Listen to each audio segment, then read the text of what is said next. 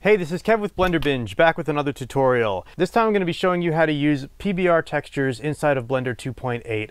This is a remake of a video that I did a while back. I'm going to show you a good workflow. It's going to be fast, it's going to get you up to speed really quickly, and you're going to be able to go ahead and use this. So let's jump in. Now the first thing I'm going to do is give this something to put the shader on. So I'm going to hit Add, Mesh, Grid, and that's fine.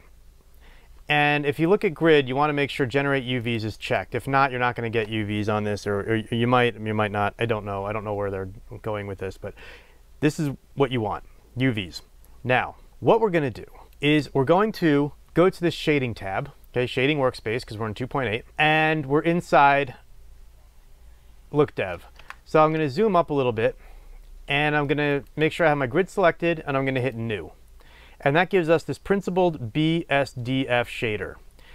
Now, I had navigated over to this folder where I have all these different textures. And if you download PBR textures off the internet or wherever, they usually come with a bunch of these different textures, and it confuses a lot of beginners and even intermediate users alike. So I'm going to show you, the whole point of this video is to show you how to use these and where to plug them in.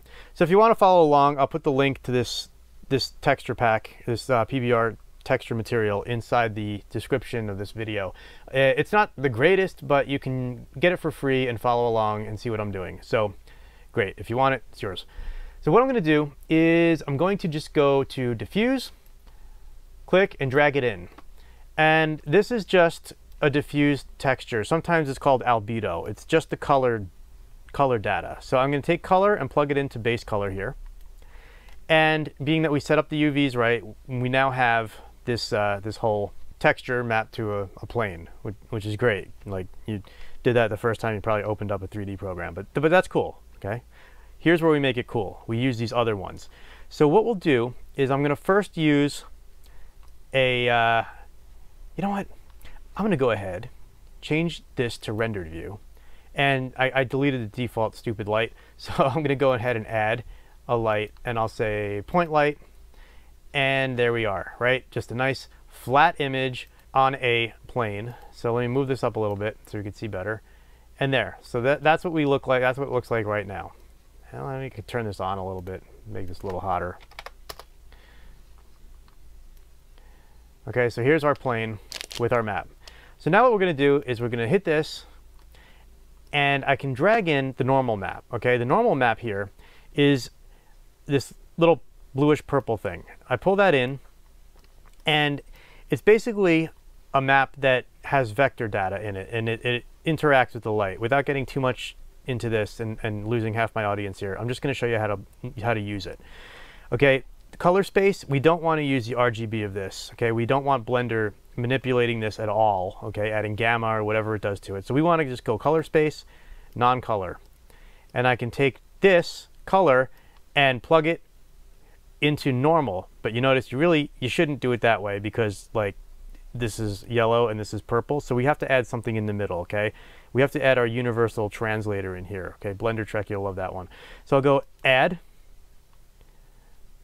vector normal map, and here I go color to color, normal to normal, and now it gives me this nice map, and it's the surface starts looking kind of bumpy, right? That's kind of cool.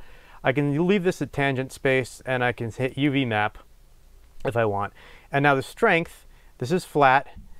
I can push the strength up, and it's interacting with the light, and it's shadowing, attempting to shadow areas that are not, you know, where the light is.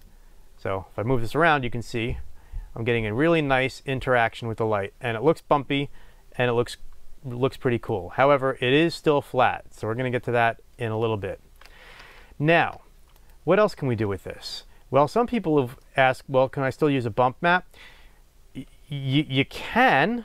I don't usually do, but I mean, you can. You can take this, right? You can go add, you can go vector, bump, and you can take normal, plug this into normal of the bump map.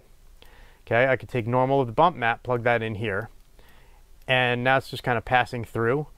And I can take in, let's see, the height map. Okay, here's our height map, which is also sometimes called a bump map. Bring that in.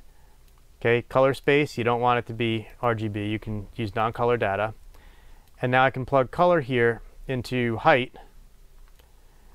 and I don't really have to worry about converting this. I mean, you could add like a black and white RGB to black and white converter in here. I think non-colored data, and correct me if I'm wrong, I think if you're using non-colored data, and it's a black and white image, I don't think it really matters. But if you want to be like a purist, you might want to just go here and go to converter, and then just drop in like an RGB to black and white. Again, I don't, you know, maybe some shader writer can actually tell me whether that's good or not. I don't know, but that's fine. So now what you can do here is you can play with the strength, and you have a bump map, okay, on your image as well. So here's just the normal map, and here it is adding a little bit of bump to it also. So you can mix it and get the look you want. And I mean, this is all artistic. You're an artist, so go for it, unless your project specifies that you stay exactly scientifically accurate, in which case, you know, you'll should have like a whole layout anyway. That's kind of cool. But you'll notice too that we have this roughness parameter, okay? The last thing we're going to touch here is this roughness. This roughness at 0 is black, which means black is completely shiny. White is completely rough and dull. So we also have a map called roughness here we can use to control that.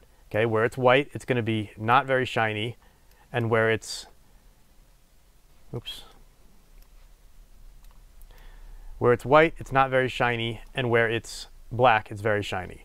So again here, I can do non-color data, and I can take color, plug that into roughness, and now you can control, okay, you can see that some parts are shiny, other parts are really matte, depending on black and white values.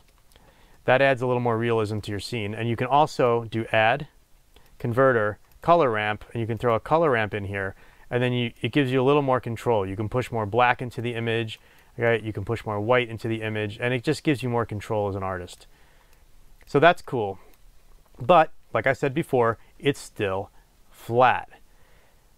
So if we want to get away from that, okay, this will render pretty quickly, and especially in Eevee. But if we want to get away from that, we want to actually have the displacement working on this. The way that we can do that in Eevee right now is, let me see, I can disconnect this and show you. We can go over to add modifier, and the first thing I'll do is add a subdivision surface because I want it to be more subdivided. And I could say simple, so it maintains its nice corners here. And I could say render up to 4, viewport up to 4 if I want. If this crashes your computer, don't go that high. And then add modifier, and I'll go displace, and then I'll just hit new. And you see it bounces it around. And what I'm going to do is this texture. Okay, I can go here to texture and type image, and then I can just add in the height map that we loaded in. It's there, and there we go. And you see that it's pretty grotesque, and it's also like faceted. So the first thing we could do to get rid of that faceting is simply go to Object, Shade Smooth, gets rid of the faceting, but it's still grotesque. So what we can do is go back here to this subdivision, and the more subdivisions you add, the more fine the displacement's going to be here, but it's going to start like choking your computer. So like I can go up to about 6 here and it's fine. Yours might choke, or you can, I don't know, maybe you have a really powerful computer, you can go higher. I don't know. But be careful. And I can just take the strength here down. And I don't want to play with it too much, just a little bit. And this is actually deforming the geometry. So this is another way of getting that look and having it look bumpy, but actually displacing the geometry. And if you want, you know, you can add the fake stuff here back in and play around and just get it, you know, to actually be displaced and actually look displaced. And that's, you know, that's your call. I'm not going to tell you do this, don't do that, one way or another. Depending on the project you're doing, get the look you want. This looks a little bit pushed, so, you know, I could probably take the bump map out of there, or I could take the normal map out of there.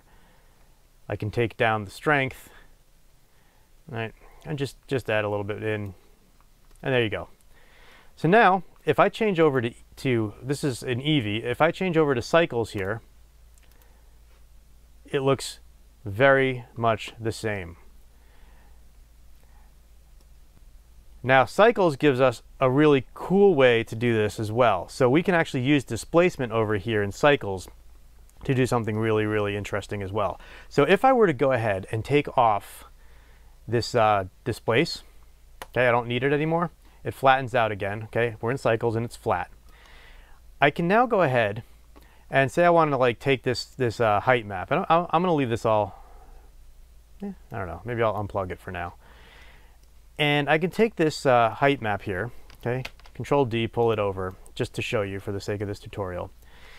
And if I want to, I can plug this into here. But there's two things I want to do first. First thing I want to do is I want to go over to my render tab, device, I'll say GPU so it's faster for the video. Feature set, I want to change to experimental. And then over here, I now have adaptive subdivision.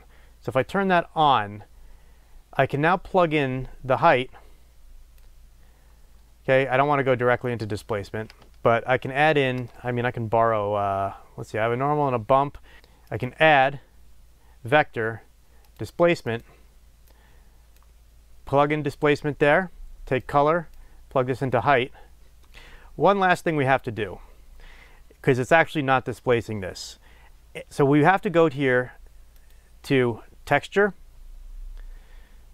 Okay, so the materials tab, settings, displacement, and we could choose displacement only. You'll see it catches up. Or we could do like bump, displacement and bump. Either way, it's going to look very similar. And you now have an actual displacement, and it's displacing this using micro polygon displacement. So that's really hot, so I can take that down.